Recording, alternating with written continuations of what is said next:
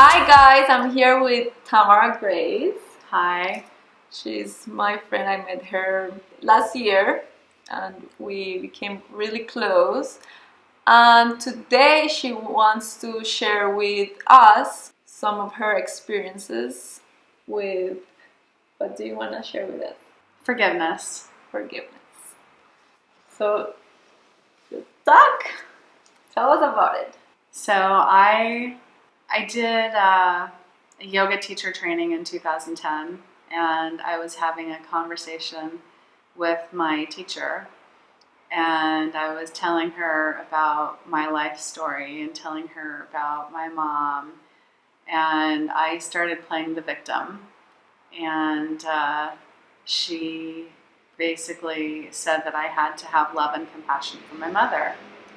And growing up, I didn't have a great relationship with my mom. And when she told me that I had to have love and compassion for my mother, I thought, well, you don't really know what happened to me. I had a not so great childhood. But she planted a seed of forgiveness. And it took about 2 years to really grow and germinate. And then I finally got it, about how when you forgive, you're giving forward and you're forgiving the other person, not for them, but for you. Selfishly, you're forgiving for you, because we create these walls around us and we build them so high that nobody can get in because we don't want to get hurt. And I didn't even realize that my relationship with my mother was affecting all of my other relationships, especially with men. I didn't have great relationships with men. When I was able to finally forgive my mom for everything, I felt so relieved and so liberated and so open and free, and it really shifted and changed my life. So what did you do to get to that point? Like, what made you realize that you really had to work into it? And like, what were like the tools that you had at the moment to work with? I knew that I had to do something because I was in so much pain and I wasn't happy with myself. I was very insecure. I had very low self-esteem. I just didn't feel like I had anything to give to anyone. And I think the most important thing that I realized was that I had been carrying around all of my mom's baggage. All of the stuff that she had dealt with, I basically took it over for her, and I was carrying that. And then I realized one day that it wasn't mine to carry. And I got tired of carrying around all of her baggage. And I found Kundalini Yoga. I found my yoga practice. I found meditation. I found this tool called the REACH program, and where each letter of REACH spells out, what you need to do. You want to say it so maybe they can use it? Sure. So you think about the word reach, and actually just think about reaching out for that gift. So R represents recalling the hurt, recall the event, whatever happened that really upset you and hurt you. E, you start empathizing with that person and seeing the other person as yourself. So if that person is angry, remembering that we've also been angry in our lifetime, or if we've ever asked someone for forgiveness ourselves, obviously we want them to accept that forgiveness, or accept that gift. And so R is recalling the hurt. E is empathizing with the person. A is deciding to make an altruistic gift of forgiveness for that person. C is committing to the gift. and knowing that by committing to that gift, it's really going to free up our energy surrounding that event. And H, holding on to that gift of forgiveness and releasing the trauma, releasing the energy from that event. And it doesn't happen overnight. You can't just say, okay, I'm going to make a decision. Yeah. I'm going to forgive my mom for everything that she's ever done to me. And I'm going to start this REACH program and commit to it. It doesn't happen overnight. You have to make this a daily practice. And I started with my yoga practice. I started meditating every morning and really praying about it. And deciding that I just couldn't hold on to this anymore because, like I said, it wasn't even mine. And all of the things that happened in my childhood where they weren't great, I now know that I had to go on that roller coaster of a journey to get to where I am right now. And I'm in a really good place in my life right now. But I know for a fact that my forgiving my mother was the greatest thing that I could do for myself, for my children. I have 2 girls. Giving myself, my children this gift, giving my mom this gift, it has changed my life. Yeah, and we all have experienced that, I think. Maybe some with their mom or their dad or their siblings, or some people, they got really good relationships growing up and then they end up in a weird relationship. And some others need to just forgive themselves. What I find, there's 2 types of forgiveness. Forgiving others and then forgiving ourselves. And what I've discovered is forgiving ourselves is even more difficult than forgiving others. I went through a divorce, which was not fun. I knew that I had to leave the relationship. It was very difficult because I had 2 young kids at the time.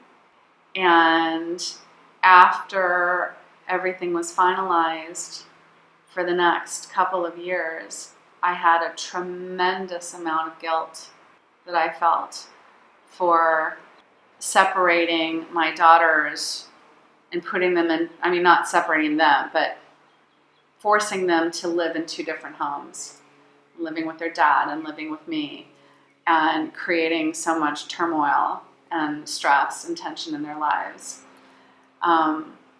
A lot of guilt I had to go through, and then realized one day when I was working on forgiveness, I had to forgive myself for doing that. And I knew that I could not live in that relationship anymore. But when you have 2 other people involved, it's a lot different. And I know they didn't ask to be brought into a family where there's a divorce and having 2 parents who don't get along. They didn't ask for that. But maybe they did. Maybe they did, depending on what you believe. You know, I happen to believe that their little souls chose our family to do the work that they need to do. But, you know, some people don't believe in that, and that's okay. But I really had to do a lot of work around my forgiveness piece with myself. Yeah. That was difficult, and I worked really hard on it, and finally realized I had to leave so that I could be the powerful and strong person that I am, and remind myself of who I am. And I had forgotten who I was in that relationship, and so as soon as I was able to forgive myself for leaving and creating that stress for my girls, that has also freed me up. And the girls now know their parents are divorced. That's how it is, and they've accepted it. It took a while. It took a while for all of us. It difficult going through a divorce. It's not fun, but it happens, unfortunately. But it's also learning that there are different types of relationships, and some people is meant to be together for all their lifetime, and some others are meant to meet different love of their lives, or maybe they need to go through that relationship to be able to prepare themselves to their love of them life, their love. The real love. Like you, for example, you're in a nice relationship now, right? And if you didn't go through all of that, you wouldn't be the person that you are right now.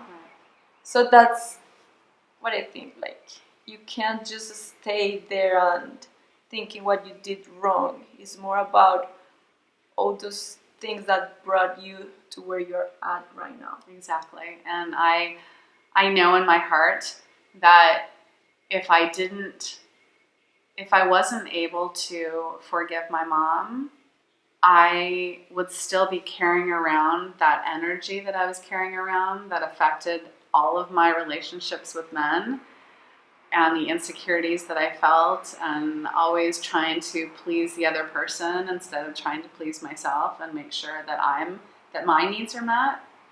I was always making sure everyone else's needs were met.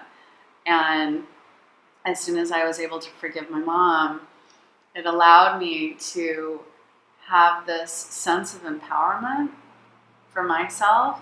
And that's what I bring to my relationship now, where, I have a lot to give.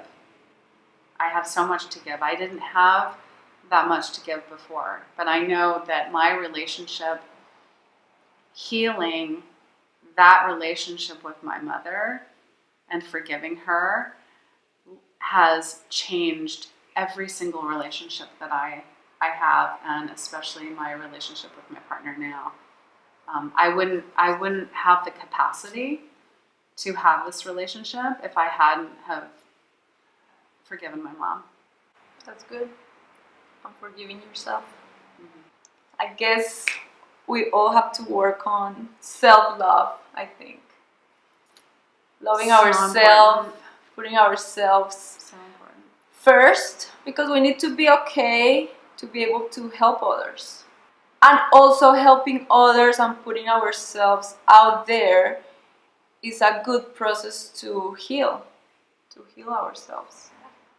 Well, it's like when you're in the airplane and they say if there's a loss of cabin pressure and you put the mask on yourself before you put it on your child, you have to take care of yourself first, and like you say, self-love, because if we don't love ourselves, how can we love others? And if we don't have all of the tools and the practices that we have, we're not going to have anything to share and to give to others. And that's why I've chosen to go down this path and really learn these different tools so that I can help and share them with others. And that's yoga and meditation. Yeah, I like meditating a lot. Every morning, 4 a.m. I do enjoy meditating and practicing yoga, Kundalini yoga. And it is taking time for yourself. Yeah. That, or if you like painting, running, like really taking that time, making it a priority to take care of yourself, to release that energy and then have all the energy to help others.